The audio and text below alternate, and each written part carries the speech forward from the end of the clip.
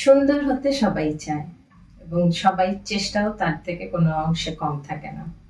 এখন যেহেতু গ্রীষ্মকালটা হচ্ছে মধুমাস হিসাবে চিহ্নিত করা হয়, কিন্তু এখানে অনেক সময় অনেকে ভুল করে সৌন্দর্য রক্ষা করতে চায়, কিন্তু ভুল করে অনেক মানে উল্টাপাল্টা অনেক কিছু হতে পারে।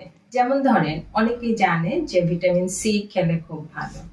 এখন ভিটামিন সি যে খাবেন, আপনি সি খেতে গেলে অনেক সময় দেখা যায় কি যে হয়তো আঙ্গুর খাচ্ছে, আমলকি খাচ্ছে। আমলকিতে সবচেয়ে বেশি ভিটামিন সি পাওয়া যায়।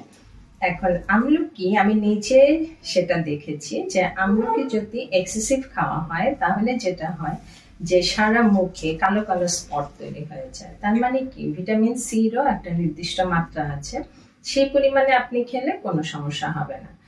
এখন যদি আসি যে এখনকার যে সিজনে যে সমস্ত ফলগুলি পাওয়া যায়, অনেকে দেখা যায় যে অনেক বেশি বেশি যদি ফ্রুটস খায় তাহলে হয়তো ফেয়ার হবে বা স্কিন টোনটা ভালো হবে, স্কিনটা ভালো হবে। কিন্তু সবসময় মনে রাখবেন যে উপরে যা আমরা দিই বা সৌন্দর্য চর্চার জন্য যা আমরা স্কিনের উপরে ব্যবহার করি, তার চেয়ে ভালো হচ্ছে ইন্টারনালি যদি আমি নিউট্রিশনটাকে ভালো রাখতে পারি, তাহলে আমার স্কিনে গ্লোটা আপনিতেই আসবে। এখন এই ক্ষেত্রে আসতে পারে আমের কথা, আসতে পারে কাঁঠালের কথা, যে জিনিসগুলি আমাদের স্কিনটাকে ভালো করে। তার মানে কিন্তু এই না যে, কারণ অন্যভাবে যদি বলি, আম কাঁঠাল এগুলিতে ভিটামিন এ থাকে, ভিটামিন এটাও কিন্তু স্কিনের জন্য একটা ভালো ইফেক্ট আনতে পারে। এখন কথা হচ্ছে যে আমি কতটুকু খাবো।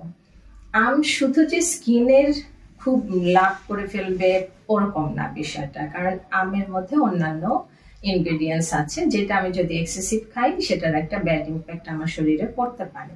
সেই জন্য যে জিনিসটা করা উচিত, প্রত্যেকটা জিনিস আমি খেতে পারি, শুধু আম না।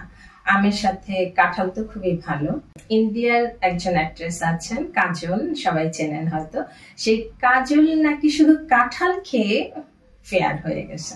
অর্থাৎ জিনিসটা হচ্ছে যে শুধু আমি কাঁঠাল খেয়ে ফেয়ার হয়ে যাব তা না। মেটাবলিজম এক একজনের এক এক রকম হতে পারে।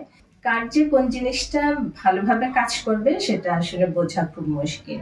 কিন্তু এখনকার যে সিজনে যেই ফ্রুটসগুলি পাওয়া যায় সেগুলি কম্বাইন্ডলি যদি খাওয়া হয় সেটা খুব ভালো হয়, এবং সেভাবে খেলে আসলে স্কিনের উপকার হবে। কিন্তু ওরকম না যে একটা ফল অনেক বেশি পরিমাণে খেতে হবে, তার কোনো দরকার নেই। জুস হিসাবে খেতে পারে। আম দুধের একটা মিসকনসেপ্ট আছে, অনেকে মনে করে যে আম দুধ যদি খাওয়া হয় তাহলে নাকি ওজন বেড়ে যায়, কিন্তু না, আম দুধ খেলে বরং ওজন নিয়ন্ত্রণে থাকার জন্য আম দুধটা খুব ভালোভাবে কাজ করে। আম কাঁঠাল খেলে কি পরিমাণ খাবো? আম কাঁঠাল, আমের বিষয় হচ্ছে এটা রোগের উপর নির্ভর করে যে আম আপনি কতটুকু খাবেন, কাঁঠাল আপনি কতটুকু খাবেন। তো সেই ক্ষেত্রে ধরেন আমরা যদি নর্মাল একটা সার্ভিং হিসেবে যদি ধরি, ল্যাংড়া আমের যে সাইজটা থাকে, ওই আম আপনি যখন খাবেন তখন একটা পরিমাণ খেতে পারেন। এটা হচ্ছে আমের পরিমাণটা। কিন্তু যদি টুকরা করে খান তাহলে হবে কি, কাপ হিসাবে আপনি 1 কাপ পরিমাণ আম একবারে খেতে পারেন, তবে সারাদিনে 2 বারও আপনি এটা খেতে পারবেন, সেটা তো সমস্যা না।